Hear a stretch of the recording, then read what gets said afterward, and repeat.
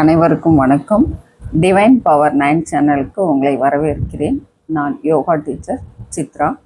இன்று நாம் செய்ய போகிற ஆசனம் உத்தான பாதாசனம். இது ரொம்ப ரொம்ப ஈஸியாக இருக்கும். நீங்கள் எல்லாருமே இதை செய்யலாம். அந்த அளவுக்கு ரொம்ப ஈஸியாக இருக்கும். இப்போ எப்படி செய்யறதுன்ட்டு நம்ம பார்க்கலாம்.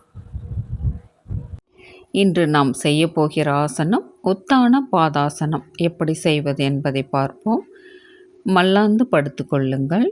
மூச்சை இழுத்தபடியே 2 பாதங்களையும் என்ன செய்யணும்னா சேர்த்து மேலே உயர்த்திக்குங்க. அது ஒரு அடி அளவு இருந்தால் போதும். நெக்ஸ்ட்டு பார்த்திங்கன்னா இந்த நிலையில் ஒரு 5 இயல்பான மூச்சு இருந்துட்டு அப்படியே நார்மல் பண்ணிடுங்க. அவ்வளோதாங்க. ரொம்ப ரொம்ப ஈஸியானது இந்த ஆசனம். ஆனால் பெனிஃபிட் பார்த்திங்கன்னா அவ்வளோ அதிகமாக இருக்குது. சரிங்களா? இந்த மாதிரி இந்த ஆசனம் நீங்கள் ஒரு 3 டைம்ஸ் செஞ்சிங்கன்னா போதும். செஞ்சு முடிச்சுட்டு அப்படியே ரிலாக்ஸாக இருங்க.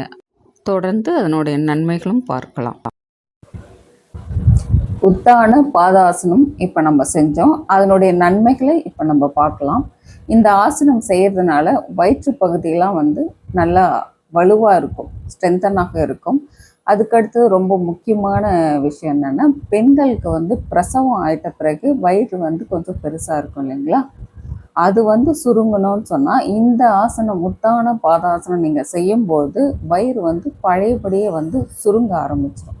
இது பெண்களுக்கு ரொம்ப விருப்பமான ஒன்று இல்லைங்களா? அதனால் இதை நீங்கள் மறக்காமல் செய்ய ஆரம்பிங்க.